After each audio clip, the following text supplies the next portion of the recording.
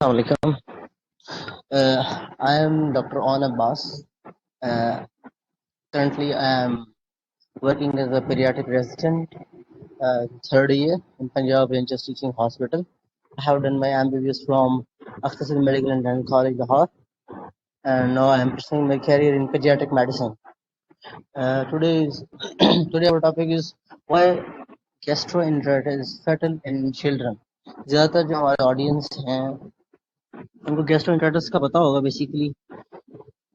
Gastroenteritis, basically the words comprise a gastro that is related to our gut motility, gut से हम कहते हैं scientific term के अंदर, medical term के अंदर gastroenteritis basically हम कहते हैं inflammation, किसी भी चीज की inflammation को हम कहते हैं itis. gut की हो तो उसको कहते हैं gastroenteritis, ठीक है. अगर bone की हो तो उसे कहते हैं arthritis. Likewise, basically gastroenteritis है क्या और ये बच्चों के अंदर फैटल क्यों हो सकती है और इसके कॉजेस क्या हैं और हम इसकी प्रिवेंशन कैसे कर सकते हैं. अप्रोप्रिएट हमें मेडिकल अटेंशन कैसे सीख करनी है from the health care provider. तो फर्स्ट ऑफ ऑल हम गैस्ट्रोएंटेरिटिस कैसे किसे कहते हैं. अगर हम सिंपल वर्ड में कहें तो हम इसे कह सकते हैं डायरिया. एक्यूट गैस्ट्रोएंटेरिटिस को हम कहते हैं एक्यूट वाटरी डायरिया, ठीक है. और हम इसको डिफाइन करेंगे कि अगर एक बच्चा दिन में 2 दफा स्टूल पास करता है, अगर वो अपनी यूजुअल फ्रीक्वेंसी से ज्यादा स्टूल पास करे, या जो उसकी नॉर्मल कंसिस्टेंसी है कि फार्म स्टूल पास करता है, बन में पखाना पास करता है, अगर वो उससे ज्यादा सॉफ्ट कंसिस्टेंसी का स्टूल पास करे, उसको हम कहते हैं gastroenteritis. It's a relative term कि वो उसकी नॉर्मल यूजुअल बाउल हैबिट्स क्या हैं, उसके अकॉर्डिंगली हम उसको डिफाइन करते हैं. जो हमारे पास वर्ल्ड हेल्थ ऑर्गेनाइजेशन जो है वो उसको डिफाइन करता है गैस्ट्रोएंटेरिटिस को, ये डायरिया आपसे कह रहे हैं कि 3 or more stools which are usually which are softer in consistency, या फिर आपसे कह दें कि वाटर लूज वाटर स्टूल है, तो उसको आप डायरिया डिफाइन कर सकते हैं, गैस्ट्रोएंटेरिटिस कह सकते हैं मेडिकल. और गैस्ट्रोएंटेरिटिस का जो फ्रीक्वेंसी है, जो इंसिडेंस है पर चाइल्ड आप एवरेज लें तो कम से कम 3 to 4 एपिसोड्स होती हैं एवरेज एक चाइल्ड को, ठीक है. और इसका जो सबसे ज्यादा इंसिडेंस होता है फर्स्ट ईयर ऑफ लाइफ के अंदर का, ठीक है. उसकी मल्टीपल रीजन है, वो हम फर्दर आगे डिस्कस करेंगे, ठीक है. और पाकिस्तान के ओवरऑल द वर्ल्ड जो WHO आपका वर्ल्ड हेल्थ ऑर्गेनाइजेशन है, उसके अकॉर्डिंगली जो आपके 40 to 50% एडमिशन है बिलो 5 ईयर, वो गैस्ट्रोएंटेरिटिस की वजह से होते हैं. और gastroenteritis is a leading cause under 5 year children का मॉर्टेलिटी एंड मॉर्बिडिटी का, जिसको हम प्रिवेंट कर सकते हैं. इसके लिए हमने WHO ने और पाकिस्तान जो है उन्होंने काफी स्टेप्स उठाए. जैसे हमने वैक्सीन इंट्रोड्यूस कराई, हम आगे जाके बात करेंगे उसके लिए. अब अगर हम उसकी कॉजेज की बात करें तो मल्टीपल कॉजेज हैं, ठीक है, जिसे हम सिंपली कह सकते हैं इन्फेक्शंस. अब वो इन्फेक्शन जिसकी वजह से गैस्ट्रोएंटेरिटिस हो रहा है उसको, वो बैक्टीरियल हो सकते हैं, ठीक है, वो वायरल हो सकते हैं, उसके अलावा फंगल है, पैरासिटिक इन्फेक्शन. अगर ये ना भी हो, इन्फेक्शन डायरेक्ट ना भी हो, गट का इन्फेक्शन ना भी हो, तो उसके अलावा से और भी इन्फेक्शन है जिसकी वजह से उसको गैस्ट्रोएंटेरिटिस हो सकता है, डायरिया हो सकता है. Other than the infection of the gut को आप कह सकते हैं कि उसकी वजह से भी गैस्ट्रोएंटेरिटिस हो सकता है. उन्हें हम कहते हैं parenteral infection, infection other than the involve in the gut. अब उसके अंदर आपका कोई नमूनिया है कि इन्फेक्शन तो उसको है फेफड़ों का, लेकिन उसके साथ उसको डायरिया हो गया. ऐसे कान का इन्फेक्शन, जैसे हम मेडिकल टर्म में कहते हैं टाइटस मीडिया, उसकी वजह से हो सकता है. दूसरा, हम जो बच्चों को बेतहाशा डॉक्टर के पास ले जाते हैं और एंटीबायोटिक डॉक्टर साहब दे दें इसको कि ठीक हो जाएगा, एंटीबायोटिक एसोसिएटेड डायरिया भी हो सकता है, which can be fatal. Later on we will discuss on it कि ये क्यों इतना फैटल हो सकता है. उसके अलावा और जो नॉन इन्फेक्शियस कॉजेज हैं, उसके अंदर ओवर फीडिंग एक कॉज है गैस्ट्रोएंटेरिटिस का, डायरिया का. ओवर फीडिंग कर देते हैं, ठीक है. और फूड पॉइजनिंग है कि बाहर से कुछ खा लिया, उसकी वजह से हो सकता है. फूड एलर्जीज होती हैं कुछ बच्चों को, कि सर्टेन एलर्जीज होती हैं, उसकी वजह से भी डायरिया हो सकता है। कौन से फैक्टर हैं जिसकी वजह से डायरिया ज्यादा होता है, मतलब क्या क्या फैक्टर है? अगर हम इन्फेंट्स की बात करें, इन्फेंट्स हम कहते हैं less than 1 year of age के जो बच्चे होते हैं उनको हम इन्फेंट्स कहते हैं। कुछ टर्म्स है, मैं आपको क्लेरिफाई करता चलूँ। एक होता है न्यूबॉर्न नियोनेट्स। नियोनेट्स हम कहते हैं जो 28 डेज तक का बच्चा है उसको हम नियोनेट कहते हैं मेडिकल टर्म के अंदर। इन्फेंट कहते हैं बिलो 1 ईयर वालों को। ठीक है। जो इन्फेंट है उसकी फीडिंग ट्रेंड में देखा गया है कि मदर्स आजकल प्रेफर करती हैं ब्रेस्ट बॉटल फीडिंग अपनी कन्वीनियंस के लिए। ठीक है, बॉटल फीडिंग करती हैं। जो लैक ऑफ ब्रेस्ट फीडिंग है one of the important cause है गैस्ट्रोएंटेरिटिस का। ठीक है।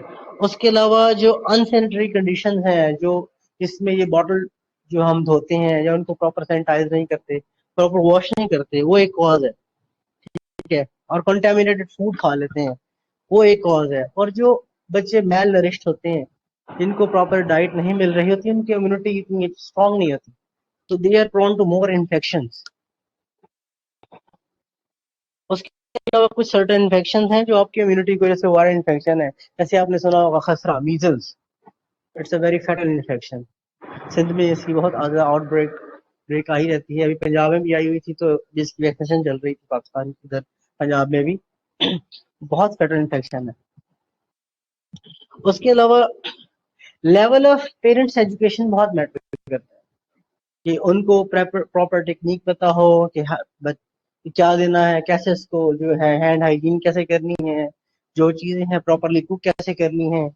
ठीक है, ये मैटर करती है क्योंकि इससे आपके जो है जो जर्म्स हैं, आप प्रॉपरली कुक कर रहे हैं कि नहीं कर रहे, जो आप पानी इस्तेमाल कर रहे हैं वो कैसा है, क्योंकि water is the main source of infection in multiple diseases.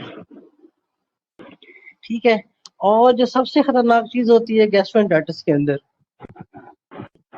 वो होती है बेसिकली वाटर का लॉस होना।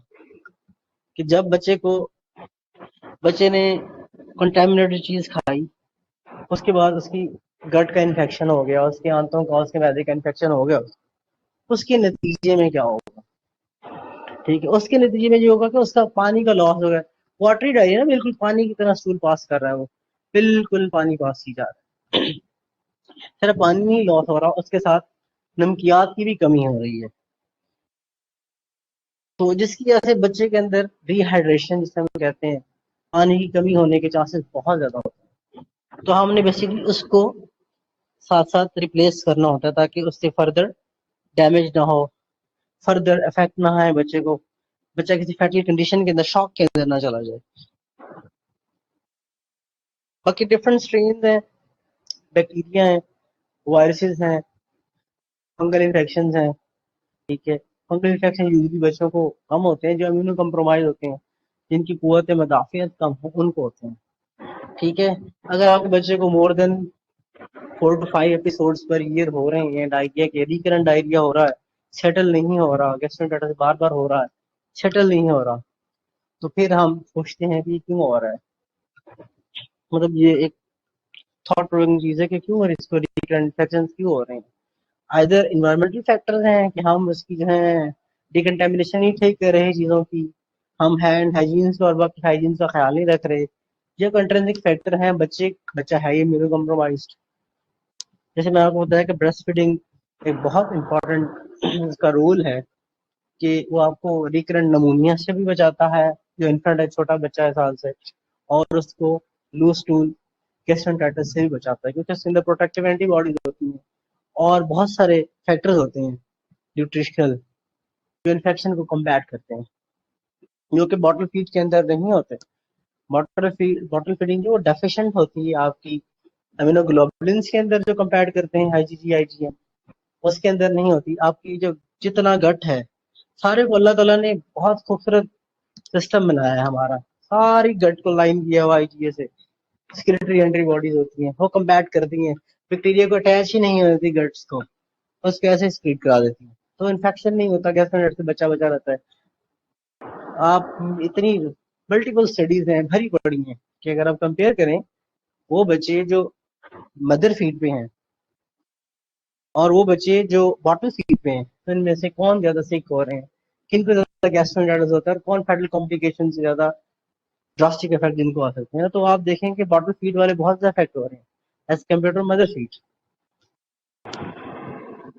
और उसके अलावा कुछ कहते हैं कि डॉक्टर साहब इसको जो है ना दूध रास नहीं आ रहा, जो मैं आपको कह रहा था कि एलर्जी है बेसिकली, उसे हम कहते हैं लैक्टेज। बेसिकली एंजाइम होता है जो गट की वॉल को लाइन करता है, उसके अंदर पड़ा होता है, उसके अंदर जो आपका मिल्क शुगर है लैक्टोज उसको ब्रेक करता है।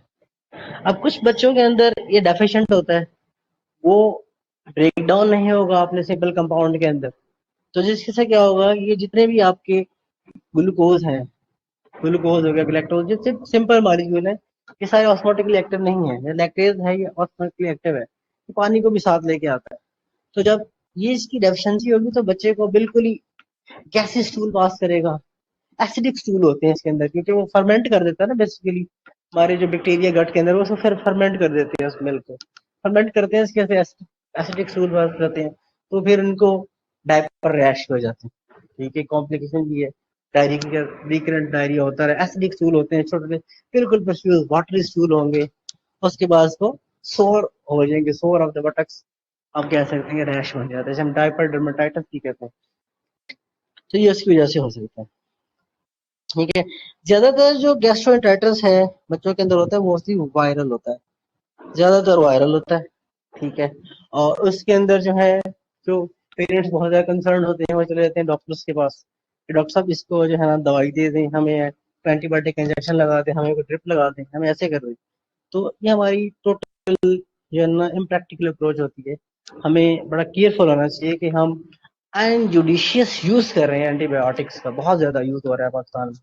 ठीक है, इसकी वजह से बहुत ज्यादा रेजिस्टेंस आ रही है। आइंदा आने वाले वक्तों में हमने एंटीबायोटिक सारी यूज कर ली इस तरह अनजुडिशियसली, तो हमारे पास दवाइयाँ बहुत कम बच जाएंगी जो हम इफेक्टिवली यूज कर सकेंगे इन्फेक्शन को ट्रीट करने के लिए। अब टाइफाइड को देख लें, वो भी इस तरह ही है, मतलब हमारे पास मल्टीपल दवाइयाँ थी, अब हम थर्ड लाइन पे आ चुके हैं, उसको भी रेजिस्टेंस 30% आ गई है। फर्दर हमारे पास एक आधी मेडिसिन रिजर्व में पड़ी है और वो भी धड़ाधड़ लोग प्रेस्क्राइब किए जा रहे हैं, और वो भी होगी तो फिर डॉक्टर भी फिर दुआएं करेगा, आप भी दुआएं करेंगे। तो इट्स वेरी इंपॉर्टेंट कि हमें हमें भी रियलाइज करना चाहिए और डॉक्टर को भी, हेल्थ प्रोफेशनल्स को भी रियलाइज करना चाहिए कि जुडिशियसली यूज किया जाए। पेरेंट्स की कंसर्न सुने, आप बिल्कुल सुने। ठीक है, अगर आपको लगता है अपनी असेसमेंट करें, आपको लगता है कि जरूरत है नहीं जरूरत तो ना दें। ठीक है, अनजुडिशियस गैस्ट्रोएंटेराइटिस के अंदर इतनी हैवी एंटीबायोटिक्स देते हैं जो कि गलत है। ठीक है, फर्दर क्या चीजें इंपॉर्टेंट हैं जो माँ को पता होना चाहिए, जो डॉक्टर उनसे पूछेगा कि गैस्ट्रोएंटेराइटिस तो है, इसको क्या है, तो आपको पता होना चाहिए। जब आप डॉक्टर के पास जाएं तो आपको चंद एक सवालों का पता होना चाहिए, आप ऑब्जर्व करें, क्योंकि माँ ही बच्चों के साथ होती है, ज्यादातर मदर्स को हिस्ट्री पता होती है बच्चों की, तो उनका भी कंसर्न होता है कि कब से बीमार है, for how many days he is having gastroenteritis, कितने दिनों से बीमार है आपका बच्चा। ठीक है, आपको ये पता होना चाहिए डॉक्टर साहब 1 दिन से है, 2 दिन से है, 3 दिन से। कोई प्रेसिपिटेटिंग फैक्टर, बिल्कुल 3 दिन से पहले बिल्कुल ठीक था जी, बिल्कुल ठीक था, फिर क्या हुआ अचानक, आपने कोई डाइट मॉडिफिकेशन की, कोई बाहर से चीज दी, क्या दिया, मतलब कोई ऐसा फैक्टर, फिर आपको बताना चाहिए डॉक्टर को कि डॉक्टर साहब किससे कांटेक्ट है, घर में किसी और को भी है, हमने सबने खाया, सबको हो गया, दैट्स कि फूड पॉइजनिंग हुई है, सेम सोर्स है। ठीक है, एपिडेमियोलॉजी आप पढ़ेंगे, ये सोर्सेज को ट्रेस करती है स्टडीज है मेडिकल साइंस के अंदर, कि ये इन्फेक्शन कहाँ से आया, जैसे कोविड आया, एपिडेमियोलॉजी को स्टडीज की गई, सोर्स को आइडेंटिफाई किया, इसमें हम करते हैं फूड पॉइजनिंग के अंदर। पाकिस्तान में तो बहुत कम होती है, लेकिन बाहर बहुत ज्यादा स्ट्रिक्ट चीजें हैं इसके रिगार्डिंग। कब से आपका बच्चा बीमार है और दिन में कितने स्कूल पास कर रहा है, कुछ माएँ कहती हैं डॉक्टर साहब 3-4 कर रहा है, फिर बाद में कहती हैं जी रात को भी 3-4 कर रहा है, तो आपने 24 आवर्स का बताना है, 24 आवर्स के अंदर 6 टूल्स पास कर रहा है, 8 कर रहा है, नॉर्मल कितने करता है, 2 करता है। अच्छा, नॉर्मल जो करता है वो बिल्कुल सॉफ्ट होते हैं या बने होते हैं। ठीक है, तो उसके अकॉर्डिंगली जो है हम उसको देखेंगे कि बिल्कुल सॉफ्ट कंसिस्टेंसी है कि नहीं है उसकी, और 8 to 10 असूल, और इम्पोर्टेंट है कि परफ्यूज है कि नहीं है, परफ्यूज डायरिया है कि नहीं है आपका, ये बहुत इंपॉर्टेंट है हमारे लिए कि परफ्यूज डायरिया है कि नहीं है। परफ्यूज का मतलब क्या है कि एक दो स्टूल पास किया, बिल्कुल ही बच्चा ने डाल हो गया, that is called pamper leak हो गया, जैसे हम कहते हैं परफ्यूज दे रहे हैं डॉक्टर साहब, इतना खाना किया है कि दवा गया लेकिन पैम्पर लीक हो गया। फिर उसके साथ आपने बताना है कि उसके साथ कोई ब्लड, कोई रेशा तो नहीं आ रहा, कोई ब्लड तो नहीं आ रहा, ठीक है। बच्चे को उसके साथ जो है, बच्चे को कोई वॉमिटिंग तो नहीं है, उल्टियां तो नहीं आ रही, क्या तो नहीं आ रही, ठीक है। क्योंकि क्या आ रही हो तो फिर हम फर्दर चीजें देखते हैं कि हम उसको क्या दें। पहले तो क्या रोकेंगे क्या कि वो उसको मुंह से दे रहे हैं, फिर पर वॉमिट कर देनी है, फर्दर डिहाइड्रेट हो जाएगा, बहुत बड़ा रिस्क फैक्टर है उसके लिए। बच्चों में डिहाइड्रेशन और डायरिया इसलिए फैटल है कि एक तो वो बता नहीं सकते, छोटे बच्चे हैं, ठीक है। दूसरा वो कि they have lack of access to anything, कि छोटा बच्चा साल से छोटा है, वो तो नहीं मांगता पानी की मुझे दें, उठ के पानी भी नहीं सकता जैसे बड़ा बच्चा है, ठीक है। और इनके अंदर बॉडी सरफेस एरिया जो होता है वो बहुत ज्यादा होता है कंपेयर टू अडल्ट, तो थोड़ा सा भी लूजफुल होता है तो वो डिहाइड्रेशन हो जाती है बच्चों को। और डिहाइड्रेशन के फर्दर अपने बहुत ज्यादा साइड इफेक्ट हैं कि डिहाइड्रेशन फर्दर क्या डैमेज कॉज कर सकता है, वो हम फर्दर आगे जाकर डिस्कस करते हैं, ठीक है। फिर आपने बताना होता है कि अगर लेस देन 14 डेज का डायरिया है, गैस्ट्रोइंटाइटिस है, तो उसको हम एक्यूट में करते हैं क्लासीफाई। मोर देन 14 डेज का हो और लेस देन 30 डेज का तो हम परसिस्टेंट कहते हैं गैस्ट्रोइंटाइटिस है। और उससे ज्यादा चला जाए महीने से ऊपर तो क्रॉनिक, उसके फर्दर और काजेज हैं। एक्यूट की वजूहात और हैं, वो इन्फेक्शन हो सकती हैं, ठीक है। परसिस्टेंट की भी है इस तरह, और जो क्रॉनिक है उसकी फर्दर है, क्योंकि ये ड्यूरेशन स्पेसिफाई करना बहुत जरूरी है कॉज को आइडेंटिफाई करने के लिए।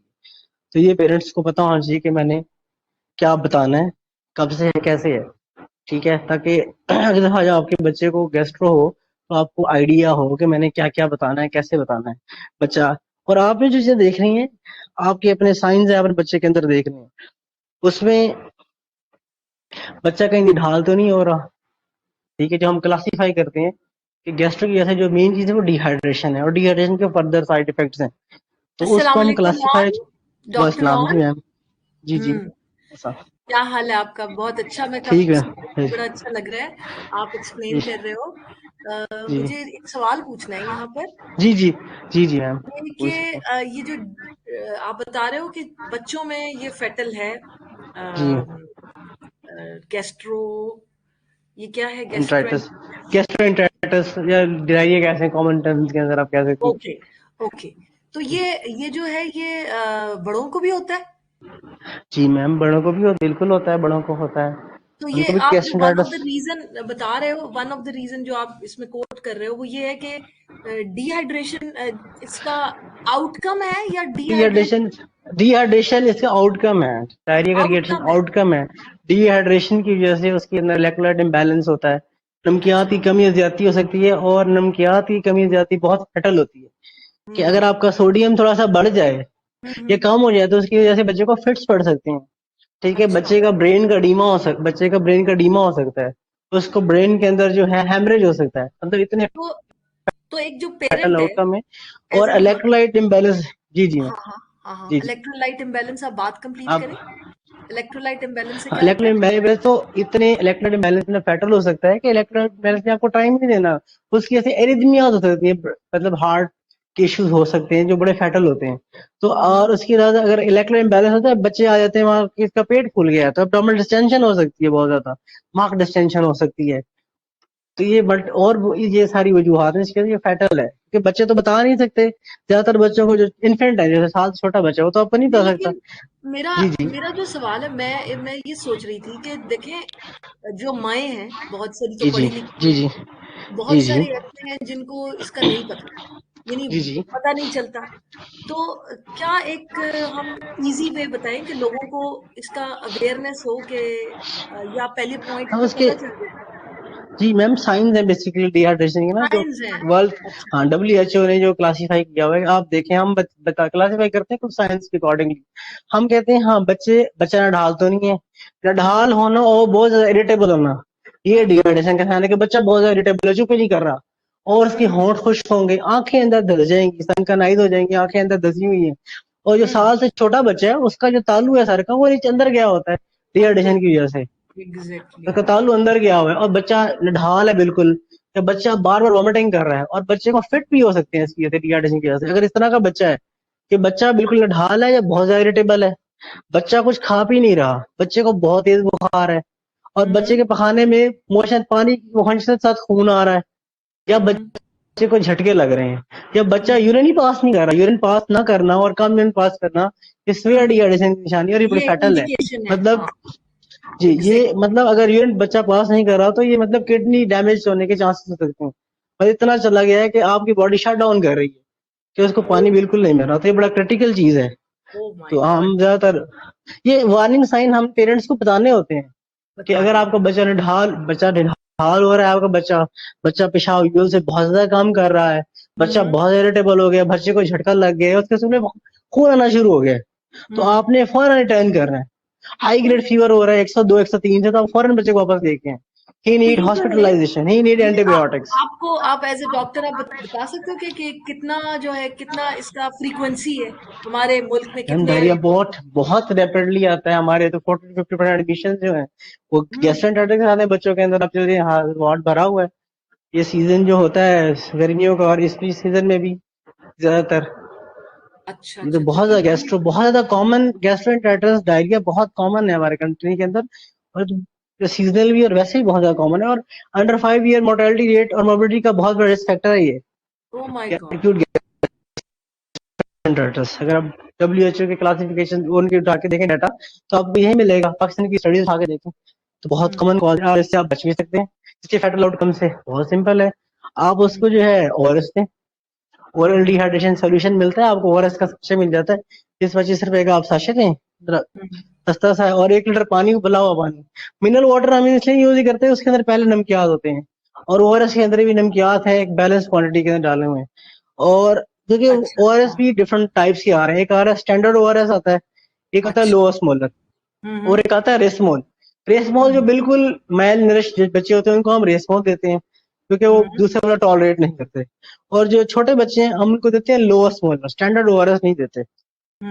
तो उनको बताते हैं कि लो ऑस्मोलर ओआरएस लें, 1 लीटर पानी उबले हुए पानी में ठंडा कर उसके अंदर डालें, और हर मोशन के बाद तो हम ये देते हैं। ऑलमोस्ट बच्चे का वजन है 10 ml पर केजी से हम रिप्लेस करते होते हैं, कि अगर बच्चे का वजन 3 किलो है तो हम उसको 1 ounce देंगे आफ्टर एवरी ठीक लूज टूल, 10 to 15 ml, आधा ounce 1 ounce वो आराम से ले लेगा, ताकि उसको डिहाइड्रेशन ना हो, उसके फर्दर साइड इफेक्ट ना आए।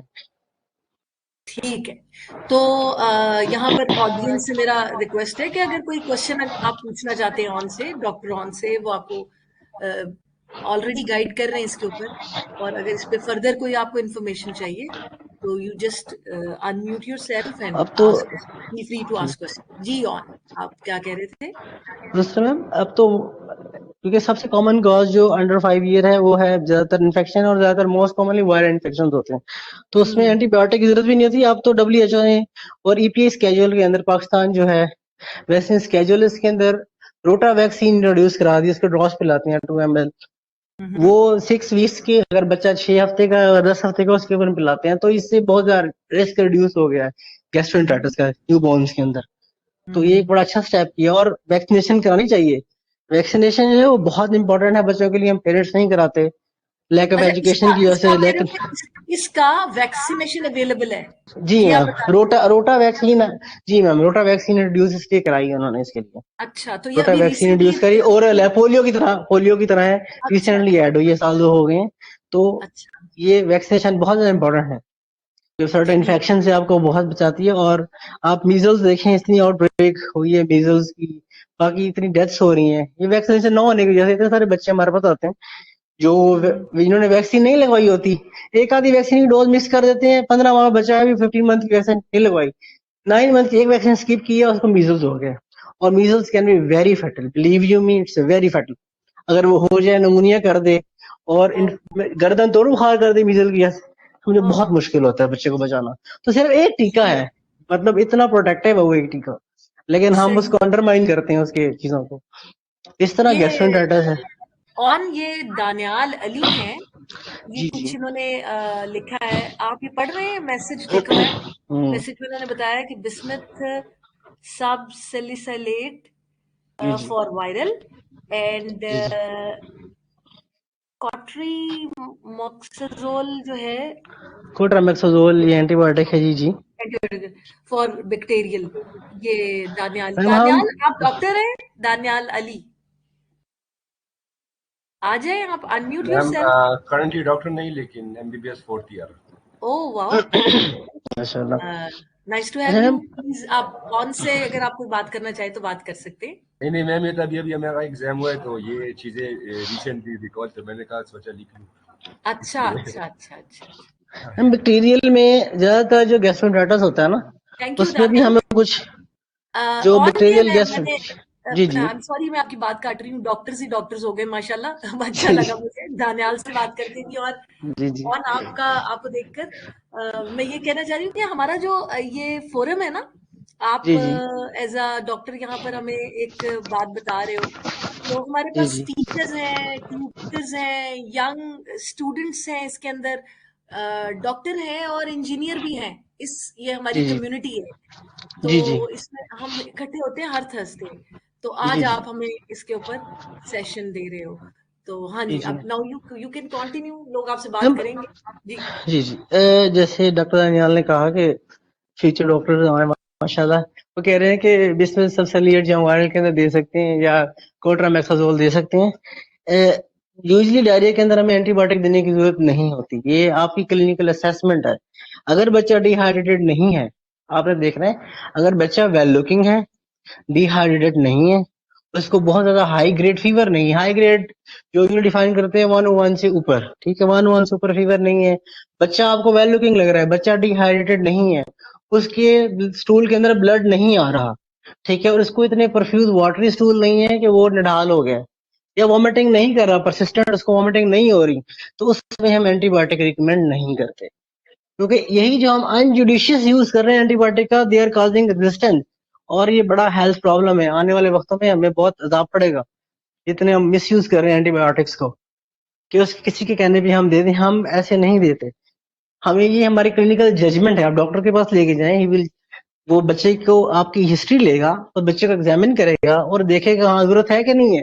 सिंपल जो प्रिवेंटिव मेजर है वो ओआरएस है, आप रिहाइड्रेट करें बच्चे को, क्योंकि सबसे जो डिथल साइड जो आउटकम है डायरिया का वो है डिहाइड्रेशन। वो मॉडरेट हो सकती है, माइल्ड हो सकती है, सीवियर हो सकती है। सीवियर डिहाइड्रेशन का बच्चा जो बिल्कुल ढाल है, जिसकी नब्ज बिल्कुल सही चल नहीं रही, वो तो दाखिल होगा, वो तो है एडमिशन के कैंडिडेट, उसको तो हम एग्रेसिवली मैनेज करेंगे, उसको एंटीबायोटिक भी देंगे, ठीक है, फर्दर भी करेंगे, ब्लड डायरिया आ रहा है। जो बिल्कुल माइल्ड सा है, डिहाइड्रेशन बहुत ज्यादा नहीं है, हम उसको आउट पेशेंट पे रखेंगे और उसको हम रिहाइड्रेशन थेरेपी देंगे, ठीक है, सपोर्टिव थेरेपी देते हैं हम उसको, जिंक जो है आपका जिंक सल्फेट, ठीक है, वो एक एपिथेलियल रीजनरेशन के अंदर हेल्प करता है गट को हील करने में, हम वो दे देते हैं। प्रोबायोटिक्स है, बड़े हेल्दी बैक्टीरिया हैं जो आपके गट के इन्वायरमेंट को बड़ा हेल्दी करती हैं, ऐसे बैक्टीरिया को ग्रो कराती हैं जो हेल्दी हैं, और जो हार्मफुल बैक्टीरिया हैं उनकी ग्रोथ को कम करते हैं, गट के इन्वायरमेंट को चेंज करते हैं, हम वो रिकमेंड करते हैं फिर ऐसे बच्चों को। हम हर बच्चे को एंटीबायोटिक नहीं देते और देनी भी नहीं चाहिए। और कुछ पूछना चाहे कोई तो हाँ, क्वेश्चंस मैंने are welcome. Time to time questions आ रहे हैं। मुझे बड़ा अच्छा लगा कि अभी दानियाल ने अपने आप को अनम्यूट किया, क्योंकि मैंने देखा है कि ये अब मैंने फर्स्ट टाइम दानियाल को देखा है यहाँ पर। और माशाल्लाह, इसी तरह से जो है ना, नए लोग आते हैं और वो बात करते हैं ना, तो एक बड़ा एक अच्छी सी फीलिंग होती है ऐसे कि ही हमारी है, कम्युनिटी में पॉजिटिव बंदा वाइब्स ऐड आती अप। हैं। हाँ, बड़ा एक अच्छी फीलिंग होती है। तो अभी मेरा ख्याल है बिलाल, अगर आप वो रिव्यू वाली बात भी कर लें, या आप आखिर में करेंगे, 45 पे करेंगे बिलाल, 7:45 जी पे मैं करेंगे। 45 पे कर लेता हूँ। ठीक हो, ठीक है, ठीक है, ठीक हो गया, थैंक यू चलिए। मैम। तो दुआ है, हमारे पास फराज हैं, अगर आ जाएं, अपना इंट्रोड्यूस योरसेल्फ और कोई बात करना चाहें तो आ सकते हैं आप। खानसा हैं, हमारे पास काफी सारे लोग हैं जो कि अभी मेरे लिए नए नाम है, पिछली दफा भी हों। और ओरस तो आप घर भी बना सकते हैं। अगर आप 1 लीटर पानी लें, उबला हुआ पानी लें, उसके अंदर 6 टीस्पून जो है आप शुगर डालें, हाफ टी हम्म स्पून जो है आप डाल दें सॉल्ट का, हम्म नमक का, आम का, और उसके अंदर आप हाफ कप डाल दें ऑरेंज जूस का, या मैश बनाना भी डाल दें आधा, तो वो हम्म पोटेशियम का काम करता है, तो आप उसको भी यूज कर सकते हैं। ओआरएस, होम बेस्ड ओआरएस, वो भी उतना ही इफेक्टिव है जितना दूसरा है, मतलब एक सिंपल तरीका जो घर पे बनाने का ओआरएस वो ये है।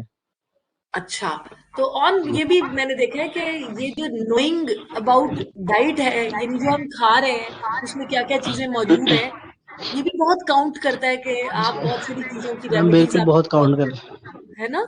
बिल्कुल बहुत आप काउंट करता है। पता मैं होना बस चाहिए। अगर इन्फेंट है तो हम रिकमेंड करते हैं breast feeding, exclusive breast feeding after age of 6 month. 6 month तक माँ का जो दूध है वो मुकम्मल गगा है। उसके बाद हम सही। कहते हैं एज ऑफ वेनिंग स्टार्ट हो जाएगी, अब सेमी सॉलिड फूड इंट्रोड्यूस करना शुरू कर दें। ठीक है, सेमी सॉलिड फूड हम इतना लेट इंट्रोड्यूस इसलिए कराते हैं क्योंकि कि उससे पहले तो बच्चे का गट मेच्योर नहीं होता, वो मेच्योर नहीं होगा तो ऑब्स्ट्रक्शन के चांसेस बहुत ज्यादा होते हैं। उसके अलावा फूड एलर्जेंस होते हैं डिफरेंट डाइट्स, तो वो एलर्जीज बड़ी जल्दी प्रेसिपिटेट हो जाती हैं। तो इसलिए उन्होंने वीनिंग एज पहले 3 मंथ रखी, 4 मंथ रखी, फिर 6 मंथ वो कहते हैं आइडली 5 to 6 मंथ पे आप कर सकते हैं वीनिंग स्टार्ट। और डायरी के अंदर हम सॉफ्ट डाइट रिकमेंड करते हैं, KYB डाइट कहते हैं उसे, केला, योगर्ट एंड खिचड़ी। बनाना जो है ना KYB डाइट, तो वो ज्यादा रिकमेंड करते हैं कि योगर्ट के अंदर प्रोबायोटिक होते हैं, हेल्दी बैक्टीरिया होते हैं, जो आप बाहर से जो प्रोबायोटिक का 50-60 रुपए का साशे लेंगे वो उसके अंदर अवेलेबल होते हैं, आप वो दे सकते हैं। बनाना का ये फायदा होता है कि उसके अंदर पोटाशियम है, बहुत रिच सोर्स है पोटाशियम का, क्योंकि जब गैस्ट्रोएंटेरिटिस होगा, लूज स्टूल होंगे, उसके अंदर आपको पोटाशियम बहुत लॉस होता है, जिसकी वजह से बच्चे का पेट फूल जाते हैं, आंतों की हरकत कम हो जाती है, तो आप उसको वो रिप्लेस करेगा। खिचड़ी फिर आपकी एब्जॉर्प्शन बहुत अच्छी कराती है चीजों की जो आप ले रहे हैं। सॉफ्ट डाइट है कि इतना बर्डन नहीं है गट के ऊपर, गट मोटिलिटी ठीक रहती है, तो हम ज्यादातर ये KYB डाइट रिकमेंड करते हैं बच्चों को, ऐसे बच्चों को जो डायरिया के अंदर होते हैं, ताकि वो स्लो हील करे और फिर उसके बाद हम उस ट्रांजिशन पे दूसरी डाइट पे स्विच करेगा, वो खा सकता है। कोई बाकी टीचिंग में हम ये मैं एज ए टीचर बात कर रही हूँ कि इस तरह की स्ट्रैटेजी जिसमें हम ये चीज समझा सकें अपने यंग जनरेशन को और अपने बच्चों को कि पहला जो अपने बॉडी को अंडरस्टैंड करना है और अपने अंदर को समझना है वो बहुत मैटर करता है और उसको ख्याल रखना बहुत। देखें अब जैसे आप बता रहे हो तो मैं कहती हूँ कि कितनी कॉम्प्लिकेशन है, एक चीज हिल गई तो दूसरी उसके ऊपर बहुत ज्यादा मजीद खराब हो गई, बस ऐसा तीसरी ही को है। कुछ और हो गया। सो ये कितना अल्लाह बिल्कुल ताला ने माइन्यूट लेवल पे छोटी छोटी चीजों का कनेक्शन रखा हुआ है। आप जिस सोच भी बॉडी नहीं को सकते हम बिल्कुल। बिल्कुल सोचे समझे बगैर घसीट रहे होते हैं, कभी इधर लेके जा रहे होते हैं, कभी इधर लेके जा रहे होते हैं, थके हुए होते हैं, बट नहीं, हम एक हमारा जो ब्रेन है वो हमें किसी चीज के ऊपर लगा देता है और हम उसके पीछे भागना फोकस शुरू। तो कोई तरीका है कि हम पहले ये सिखाएं कि सब कामों से पहले जो है इम्पोर्टेंट ये है कि आपकी बॉडी अगर आपसे कह रही है कि आपको सोना चाहिए तो आपको सोना चाहिए। आपकी नींद इम्पोर्टेंट मैम, है, आपका खाना इम्पोर्टेंट है, आपका नहीं तो पानी की नीड इम्पोर्टेंट है। If you want to go to washroom you need to, बिल्कुल आपको टॉयलेट टॉयलेट टाइम है, टाइमिंग आप बहुत उसको जरूरी है। कैसे एड्रेस करें। तो ये वाली जी चीजें मैंने देखा है कि ये हम ये बिल्कुल एजुकेट, आखिरी कोने में डाली जी हुई जी मैम, मैम ये तो हमें स्कूल लेवल पे भी करना चाहिए, जैसे शुरू से ही बच्चे जैसे KG के ये वो है, स्ट्रिक्टनेस नहीं होनी चाहिए, बच्चा वॉशरूम जाना चाहता है उसको नहीं भेजते, या उस मतलब ये सारे उसकी एक्सेसिबल होनी चाहिए, अंडर सुपरविजन सब कुछ। और पेरेंट्स को जैसे स्कूल्स हैं, प्राइमरी है। स्कूल्स हैं, सेकेंडरी स्कूल्स हैं, उसमें एजुकेट करना चाहिए कि गैस्ट्रोएंटेरिटिस है, ये इतनी सारी मुहिम चलती है, BHUs बनाए हुए हैं, बेसिक हेल्थ यूनिट्स बनाए हुए हैं, उसके अंदर वैक्सीनेशन कराए जाते हैं पेरेंट्स, वहां भी बच्चों को एजुकेट, मदर्स को, पेरेंट्स को एजुकेट करना चाहिए जब वैक्सीन कराते हैं बहुत कि ये बहुत इस चीज के इम्पोर्टेंट है। लिए। जितना ये खौफनाक आप इसके सिम्टम्स बता रहे हो कि इससे मैं भी बहुत फैटल डेथ हो रेट सकती है, इतना ज्यादा बिल्कुल है। फैटल हो सकता है, हमारे पास इतने बच्चे आते हैं और डायरिया से बच्चा मार जाए तो ये तो बहुत ज्यादा है, मैं बहुत ज्यादा। समझता हूँ। एक चीज एक्सेसिबल है, आपके पास चीजें अवेलेबल है, उसके बावजूद भी डेथ हो जाए तो थर्ड वर्ल्ड कंट्रीज के अंदर तो हो जाती है, बहुत ज्यादा फ्रीक्वेंट होती है, क्योंकि पेरेंट्स को साइंस का नहीं पता होता, वो बस कहते हैं बच्चे ने दूध पिया था बस हो गया, वो बाद में पता लगता है बच्चा एस्पिरेट करेगा, उसने वॉमिट किया, उसने माँ ने देखा नहीं, वो सांस की नाली में चला गया और बच्चा हमारे पास आते हैं, बच्चे एक्सपायर होते हैं, लिटरली देर एक्सपायर्ड। ओह वो माय गॉड। बिल्कुल ही रायगढ़ मोटर्स के अंदर होते हैं, हम उनको कुछ नहीं कर सकते। ये सडन इन्फेंट डेथ सिंड्रोम जो है ये एक बहुत कॉमन कंडीशन है लेस देन 1 ईयर, जिसकी बहुत सारी कॉजेज हैं।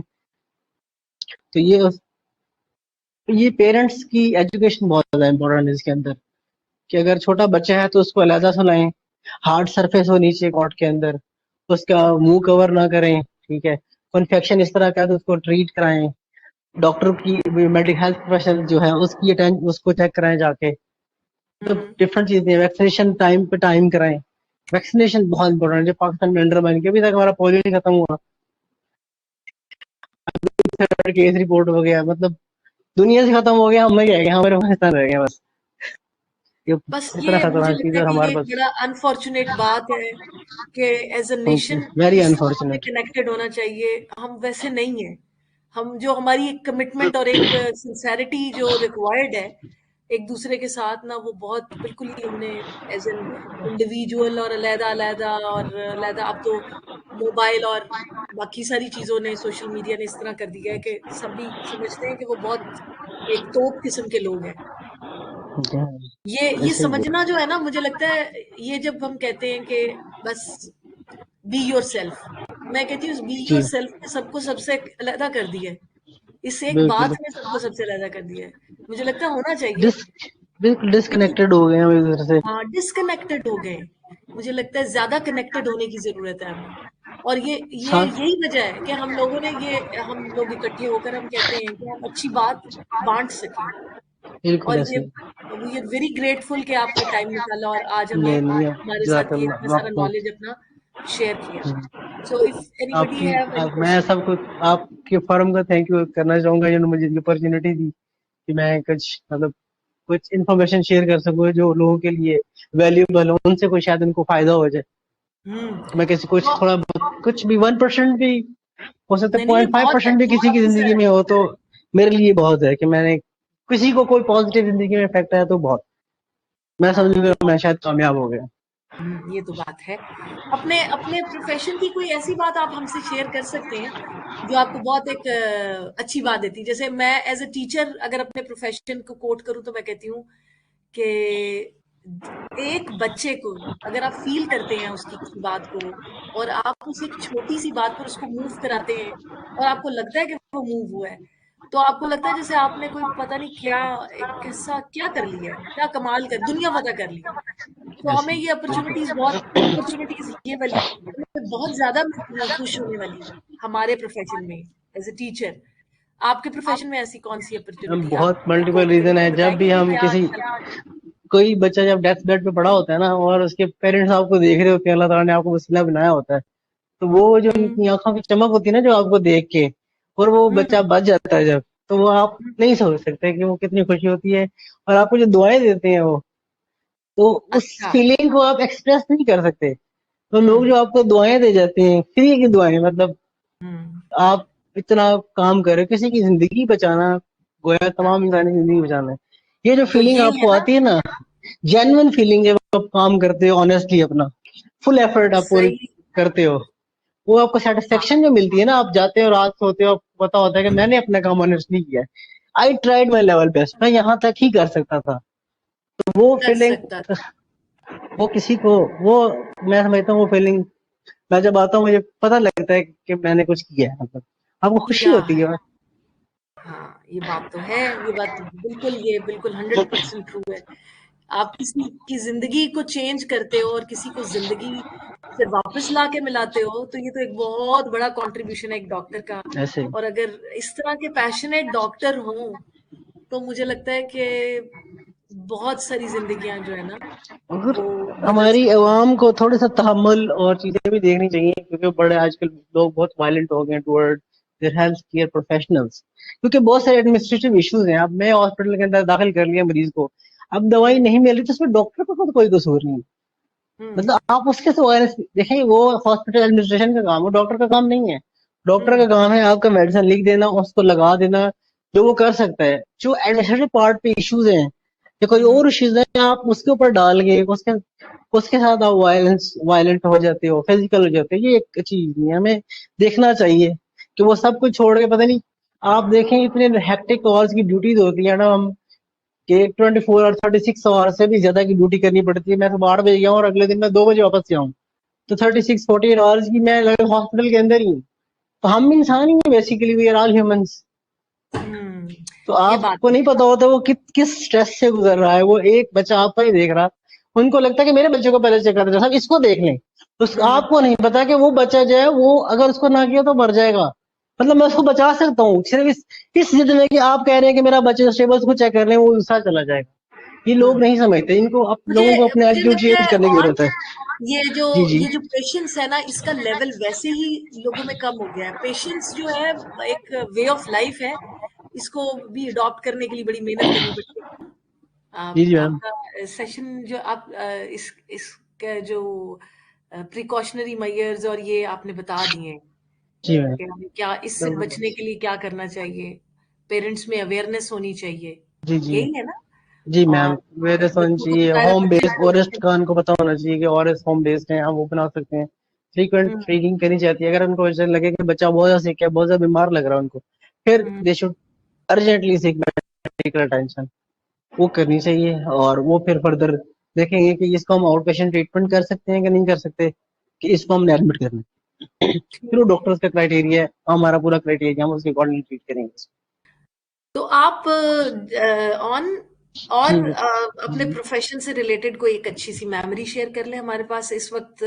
इसके ऊपर टेक्निकली कोई, आई थिंक डॉक्टर नहीं है, तो नहीं, टेक्निकली कोई क्वेश्चन इस पर नहीं पूछ रहा, वरना ये एज एन अवेयरनेस तो कॉमन अवेयरनेस है, कॉमन अवेयरनेस का यही है कि वैक्सीनेशन कराएं। वैक्सीनेशन आप कराएं। वैक्सीनेशन कराएं, बच्चों की प्रॉपर टाइम पे वैक्सीनेशन कराएं। तो मिस हो जाती है तो कोई पेरेंट्स कहते हैं कि मिस हो गई है तो हम फर्दर कराने की जरूरत नहीं है। नहीं, आप फर्दर कैचअप वैक्सीनेशन होती है, ठीक है, हम्म, वो आप जाएंगे, वो आपको करेंगे फर्दर, फिर वो 4 वीक का पार्ट हम उसको कंटिन्यू करते हैं, तो स्केड्यूल्ड होती हैं।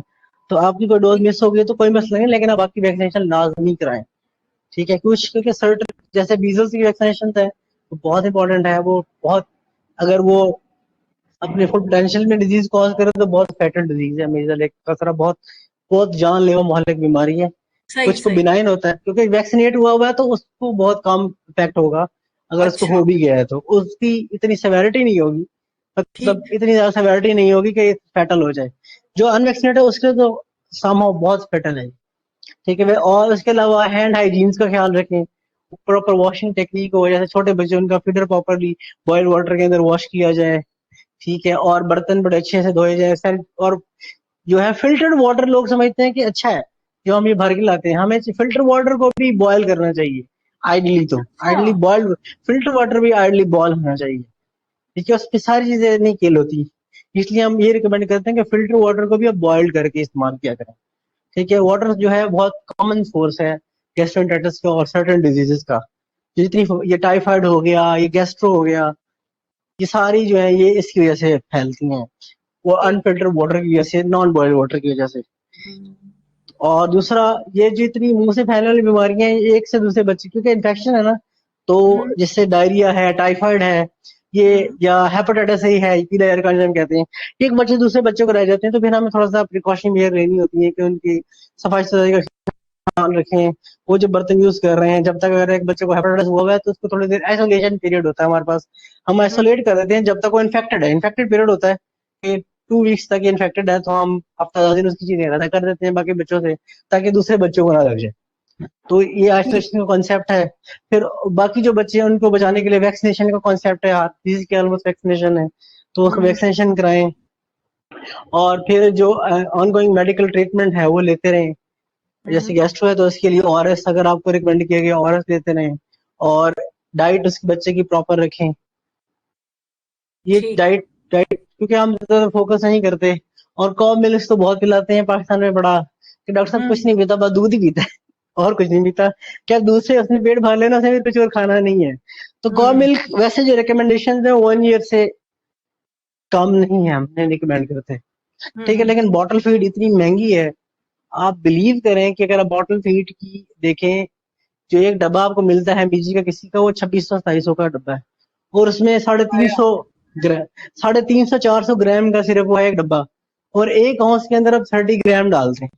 तो हम्म, अब उसकी कॉस्ट निकालें तो आपको 1 लीटर, मतलब आप एक किसी बंदे को 1 लीटर 1000 रुपए का 1200 का दे रहे हैं, मतलब 2 लीटर है आ गया उसके अंदर, तो आप उसको दे रहे हैं ऑलमोस्ट 2000, 2600 3000 का। आम बंदा तो नहीं पिएगा, मैं तो नहीं पीऊंगा 2000 का, मुझे कहीं कहीं इसकी चाय पी लो। तो ये बॉटल फीड इससे सबसे है, देखिए मदर फीड से बेहतरीन कोई चीज नहीं अल्लाह ताला ने जो बनाई है, हम्म, ठीक है। रेडली अवेलेबल है, कोई इसको टेम्परेचर की जरूरत नहीं है, रेडली रेडली अवेलेबल है, जो जर्म से फ्री है, तो हम्म, उसके और बहुत सारे, और उसके अलावा इम्यूनिटी प्रोवाइड करता है। और उसमें तमाम आपको तो मदर फीड की जो न्यूट्रिएंट है, जो उसकी जो चीजें हैं, रिक्वायरमेंट डेली चेंज होती है, according to the need of the बच्चे के नीड के अकॉर्डिंग चेंज होती है। वो कुछ माएँ कहती हैं डॉक्टर साहब ये तो इसको दूध दिन में जो दूध नहीं आ रहा, उनको यही बताना होता है कि फर्स्ट डे में इतनी ही रिक्वायरमेंट है इसकी जितना आ रहा है, तो ये आप इसको कंटिन्यू रखें। वो फिर छोड़ देते हैं, वो जो कहते हैं जी हमारा दूध जहर बहा है, ये सब ये नहीं करना चाहिए, ये मिसकॉन्सेप्शन, ऐसा कुछ नहीं होता। सर्टेन डिजीज है जिसमें कॉन्ट्राइंडिकेटेड है, अदरवाइज हम कहते हैं कि यही रिकमेंड करें आप अच्छा, कंपनी। जी ठीक। अच्छा जी। तो ये तो बड़ी आपने बड़ी अच्छी बातें बताई हैं। मुझे लगता है कि ये जो अल्लाह ताला ने जो सिस्टम्स रखे हैं, अगर उनको जिस तरह बताए हुए हैं उनको उस तरह फॉलो किया जाए, ये नेचुरली आपकी बॉडी के मैम, साथ आप जो देखें कि जो ब्रेस्ट फीड इन्फेंट्स हैं, आप देखें इनको रेस्पिरेटरी ट्रैक इन्फेक्शन कम होते हैं, इनको गट के इन्फेक्शन कम होते हैं, डायबिटीज के रिस्क बहुत कम है, एजमा का, एलर्जी का रिस्क बहुत कम है, ऐसे बच्चों को बहुत कम होता है। ये इम्यूनो डेफिशिएंट नहीं होते, बहुत ज्यादा स्ट्रॉन्ग होते हैं कंपेयर टू, और हेल्दी होते हैं, इनका वेट गेन प्रॉपर बहुत अच्छा होता है as compare to bottle fat. हम्म मतलब तो इसके आप देखें बहुत ही बेनिफिट है। अल्लाह हम्म ताला ने बनाया है, अल्लाह को तो पता था कि क्या रिक्वायरमेंट है। क्या मैं रिक्वायरमेंट आपको बता रहा हूँ कि एग्जैक्टली? कंटेंट डेली, आपको मैं बता रहा हूँ कि अगर प्रीटर्म बच्चा पैदा हो गया वक्त से पहले, तो उस दूध की रिक्वायरमेंट अल्लाह ताला ने उसके मुताबिक रखी है। उसके मुताबिक रखिए। ओके। उसकी डेली उसकी स्क्रीशन चेंज होती है, डेली उसका कंटेंट चेंज होता है। हम्म उसकी प्री टर्म मिल्क की कैलोरीज ज्यादा होती हैं टर्म मिल्क से। अल्लाह ताला ने सबको नेचुरल रखा हुआ है, एनरिच किया हुआ है। आ रही आ रही है। और आप अपना कोई एक हमें समझ की बात, कोई एक अच्छा एक चीज जो कि आप सब लोगों के साथ शेयर करना चाहें कर दें, तो फिर मैं इसको सेशन को वाइंड अप करके खुदा हाफिज कहूंगी सबको। जी ठीक मैम, मेरा यही है कि जी जी। हमारी अप्रोच हर बंदे की तरफ ही एज अ पेशेंट या डॉक्टर भी एम्पैथेटिक होनी चाहिए। We hmm should be very empathetic, और हमें एक्टिव लिसनर होना चाहिए, सुनना चाहिए, ताकि हम लोगों को समझ, हम लोगों से कम्पीट करने के लिए ना सुने, ना उनको समझने के लिए सुने बेसिकली। और जो बंदा दर्द में है उसका दर्द हम महसूस करें, अगर हम उसमें कुछ उसके कुछ पार्ट को एलिविएट कर सकते हैं, उसको कुछ रिलीफ दे सकते हैं, तो हमें देना चाहिए डेफिनेटली। ये तो और बहुत अच्छी बात की आपने। हाँ, और मैं हमेशा अभी तक मैं ये कहता हूँ कि मैंने दो चीजें सीखी हैं। मेरे जितने जूनियर डॉक्टर्स आते हैं, मैं कहता हूँ मैंने दो चीजें सीखी हैं, आप सब कुछ सीख जाओगे हम्म अगर आप बादब हो और आपकी नीयत ठीक है। बस आप अपनी नीयत ठीक रखो और बादब रहो, बस आप सब चीजें सीख जाओगे, आपको नहीं आता वो भी मिल जाएगा। मैंने तो सही। अभी तक ये सीखा है।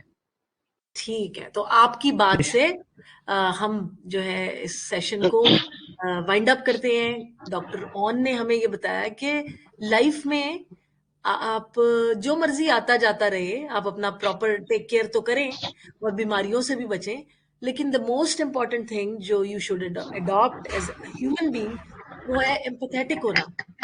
तो जो अपना एम्पैथी वाला जो गिफ्ट है जो अल्लाह ताला ने आपको दिया है कि आप अपने लिए फील कर सकते हैं, आप दूसरों के लिए फील कर सकते हैं और फील करके आगे बढ़ के उनके लिए कुछ काम कर सकते हैं। तो आपके पास एम्पैथी अगर है, तो उसके बाद उससे बड़ा फॉर्म होता है कंपैशन, कि दूसरों के काम आ सके। तो बी अ कंपैशनेट पर्सन। अल्लाह ताला भी कंपैशनेट है, हमें भी होना चाहिए। और इसी तरह से जो है ना, हमारा पूरा सोसाइटी के लिए फिक्र करने की जरूरत नहीं है। हम अगर अपने कंपैशन से काम करें तो सब कुछ ठीक हो जाएगा। तो हम अपने सेशन को वाइंड अप करते हैं। आपका आने का, सेशन को सुनने का और हमें टाइम देने का बहुत शुक्रिया। हम अगले हफ्ते फिर आएंगे, मैं और बिलाल, और हम एक अच्छे प्रेजेंटर के साथ, अच्छे टॉपिक के साथ आएंगे।